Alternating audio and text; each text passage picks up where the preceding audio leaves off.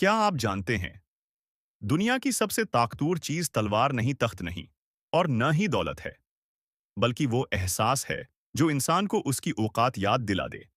आज की कहानी एक ऐसे बादशाह की है जिसके पास सब कुछ था, मगर वो सब कुछ खोने के बाद असल दौलत को पहचान पाया।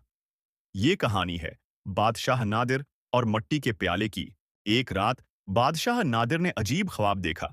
वो सोने के तख्त पर बैठा था, मगर तख्त आहिस्ता आहिस्ता रीत बनकर बिखरने लगा और फजा में एक आवाज गूंजी, जो तख्त मखलूक के दिलों पर कायम न हो, वो जमीन पर भी कायम नहीं रहता। बादशाह पसीने में शराबूर जाग उठा, मगर गुरूर ने फिर भी उसे सच देखने न दिया। अगली सुबह उसने अपने शाही वस्त्र उतार दिए और एक साधारण इंसान बनकर शहर से बाहर निकल पड़ा।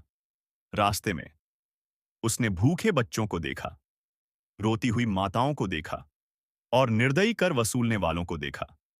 तभी उसकी नजर सड़क किनारे खड़ी एक फकीर औरत पर पड़ी, जिसके हाथ में मिट्टी का टूटा हुआ कटोरा था। और फिर उस औरत ने कहा, जिसके पास शुक्र हो वो बादशाह है और जिसके पास गुरूर हो वो फकीर। बादशाह ने तंज से कहा, यह मिट्टी का प्याला किया जाने सल्तनत की कदर। औरत ने प्याला जमीन पर रख कर कहा, उसी प्याले में पानी हो तो जान बचती है, और ना हो तो बादशाह भी मुट्ठी हो जाता है। ये अल्फाज नादिर के दिल में तलवार से ज्यादा गहरे उतर गए। वो वापस महल आया, तख्त पर नहीं बैठा, बल्कि जमीन पर बैठकर ऐलान किया, आज से मेरा ताज तुम्हारी दुआओं से बनेगा और मेरा तख्त तुम्हारे सिक से कायम रहेगा। जालिम वजीर हटा दिए गए, खजाने खोल दिए गए और मुट्ठी के प्याले को तख्त के पास रख दिया गया, ताकि गुरूर दोबारा सर न उठा सके।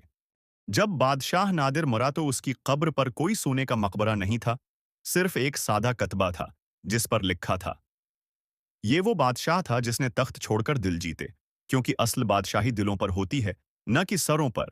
अगर यह कहानी आपके दिल को छू गई हो तो वीडियो को लाइक करें, चैनल को सब्सक्राइब करें और कमेंट में लिखें, घमंड नहीं, शुक्र।